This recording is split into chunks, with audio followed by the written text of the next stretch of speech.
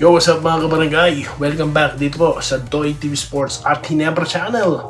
Ang ating pag-uusapan ay ito na, survival mode po, okay, ng Barangay Hinebra. Lalabanan ang top 4 seed na Converge lang naman. At makapashoutout. Bago po yan, magpapasalamat muna si Doy TV sa inyo. Nabubuyoy. Dami na kasi talagang nagsasubscribe so wala na nag-declare tayo no? Sa mga hindi pa, imbitahin nyo na. Okay, road to 19k na po ang ating channel mga kabarangay. Ayan. Alright. So okay, pag-usapan na natin kagad no, paspasan na natin, bilisan na natin. Hinebra Converge. Walang iwas-iwas na ginawa ang Hinebra. Okay. Sa mga naglalaro po ng mga strategy game, isa po sa mas mainam na strategy ang magpatalo na lang. Para rain or shine ng makakalaman, hindi itong Converge. At going sa finals, TNT. Kesa naman San Miguel. Okay. Papaliwanag ko, may mga nasasaktan kanina ng mga TNT fans. No? Bakit ko sinasabing madali yung path na yan? Okay, dito na muna tayo sa Converge. One at a time. Okay, so hindi iniwasan. Nakitaan po ito malamang ni Coach Tim ko ng kahinaan. Naps. Okay, so nabanggit ko po sa nakaraang content na ito pong Converge na ito, hindi lang po isa ang papantayan mo dyan. May tatlong player po yan, diba? Stockton, tapos yung si Winston, di po ba? Tapos may Twin Towers din po yan na si Baltasar unti-unti na lumalakas lumalabas yung kanyang MVP mode at mukhang bibit-bitin niya na dito sa sa kanyang kupunan ngayon. At syempre nga naman mga boss, ang coach niya sa Lanterns, coach niya rin ngayon sa Converge, di po ba? At hindi po talaga natin maitatanggi na yung additional coaching staff, di po ba, siya pong nagtulong-tulong para buuin yung place. Okay, pero iba po ang mga inspiradong players. Nakalaban po ng Hinebra ang Converge sa nakaraan. At na-stun nga ang marami, or nagulat sa ipinamalas nito ni Deliano. Okay, so siguro sa first outing nila, nakitaan na ni Coach Tim ko ng adjustment and of course pinanood na rin nila. Pag-usapan natin guards matchup of course Deliano will be guarded by import stopper na si Holt, okay, or Thompson. Dalawa lang yan so same goes po sa dalawang point guard. Yun ang matindi dyan sa tatlo na yan. Di mo alam kung sinong puputok, di po ba? Pero for sure di lang naman po scoring ni Deliano ang dapat paggandaan dyan. Yung assist niya po at kung paano niya dalhin yung tempo ng laro. Okay, sa nakarang game po kung saan nanalo ang Hinebra, nakita po natin na sa up tempo rin sila makakapalag, di ba? Dahil dun nga sila nakabalik Nakita nyo yung kanilang half court set na walang kalatoy-latoy mga boss, kasi nga po ang daming turnovers, di po ba? Pero nung sinimulan na nila yung run, pagkatapos po ng malupitang defensive stop, dun po sila nakabuelo. Nakita nyo po kung paano pala dapat gamitin si Holt. Talaga siya, open court talaga palalaro nito na pwede siya tumira ng 3 points sa transition at the same time aatake siya sa loob. At nakita din po natin sa half court, pwede pala mag-penetrate yung Abarrientos at itong si Thompson. So yan po ang mga nakikita ko showdown ng mga guards. Okay. At may pag-uusapan pa tayong Twin Tower matchup guys na talagang mukhang nakakalamang na sa ngayon ang Converge Abangan natin to dahil napakagandang pag-usapan po. Itutuloy natin sa part 2. Mahaba po usapin ito, okay? Dahil gusto ko na po muna magpa-shoutout, okay?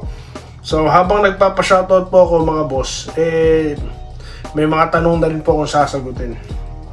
Sa sobra po talagang dumadami ng commenters natin, okay? Dito na tayo kay Romeo Adagan na nag-good morning. Ma'am Minerva Nimba, good day. Sir Doy, congratulations daw po sa Ginebra. Grabe sina Abueva at Monson. Buti na lang at nakahabol. Dahil nga po yun sa nung no hesitation 3-point shots na, di ba? Tatlong sunod na 3-point shot ni Ralph. Ganun na talaga dapat Kapag hawak mo na yung bola, wag mo nang ipasa, itira mo na. Doon po nagsimula yung run, di po ba? Kailangan talaga yung presence of mind and at the same time, yung buong loob mo, no? Hindi ka nag-hesitate pa. No hesitation, tira mo na. Lalo na kung alam mo shooter ka, di po ba? Alright, dito tayo kay Nicanor Samyon. Nagpapa-shoutout from Cebu. Ayan, shoutout po mga taga Cebu natin dyan. Alright. Okay, dito po tayo kay Romel Sales na nag-good PM. Idol Doy TV. Ako din, favor ko makabalik si Malonzo sa next season na po natin pag-usapan yan, no? Sa Commissioner's Cup na po natin pag-usapan yan, mga bossing, okay? Or Governor's Cup. Julie, shoutout from Rome, Italy. Aba, Roma, Italia, ha? Salamat po, Ma'am Julie. Shoutout po sa inyo. Okay, dito po tayo kay Sir Wenceslao Hapon. Good morning. Abangan natin ang laro nila sa Converge. Siyempre, maganda talagang laban. Yung win streak po ba ng Ginebra? Dahil matatandaan natin, sunod-sunod ang pagkapanalo nila Titigilan kaya, no, ng Converge at ilalaglag na sila. Dahil survival po ito. Kailangan nilang manalo. No, kundi tapos na ang boxing. Ano na po? Malamig po sa Boracay, no? Bagyo. Magbagyo malamig. I mean, ano ba yan? Malamig sa Boracay. Malamig sa Bagyo po ibig ko sabihin. Kasi holiday no? Pagka summer naman, Boracay. Alright, dito tayo kay Joseph Pineda, good morning. Congratulate ko lang ang ating Ginebra. Alright, good luck daw po sa finals. Quarterfinals, no, versus Converge. Shoutout po kay Sir Joseph Pineda.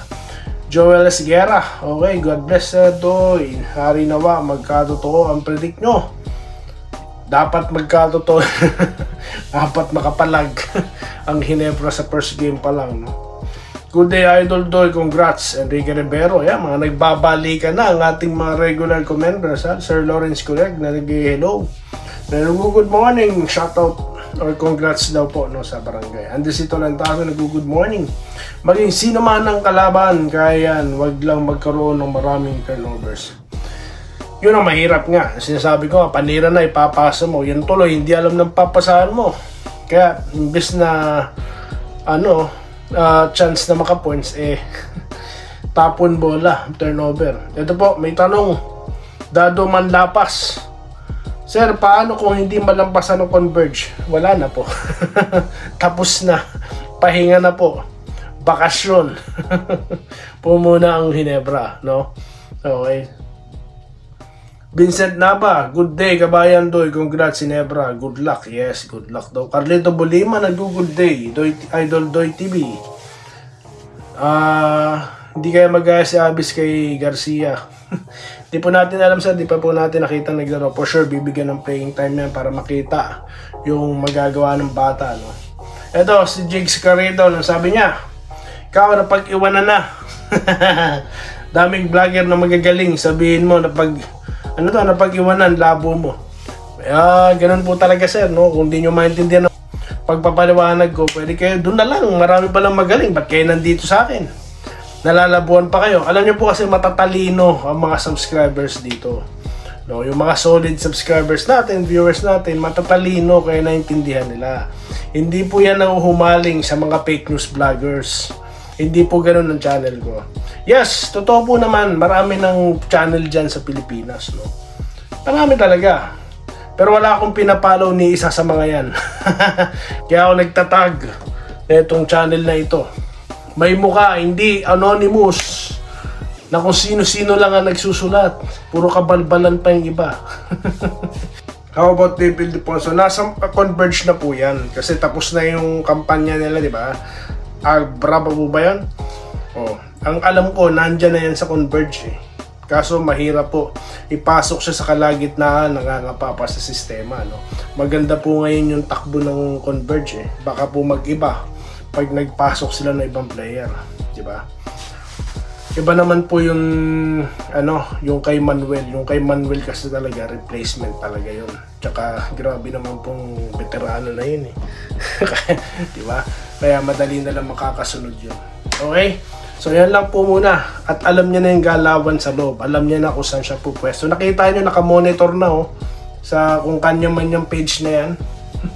So yun lamang po guys, magbabalik ako, promise, ang dami ko pang babasahin komentaryo. Dito lamang sa mas pinalakas na Doy TV Sports at Hinebra Channel. Dito sa ating channel. Maraming salamat sa inyo lahat. Salamat po sa panonood. Subscribe na para sa mga susunod na basketball at boxing videos.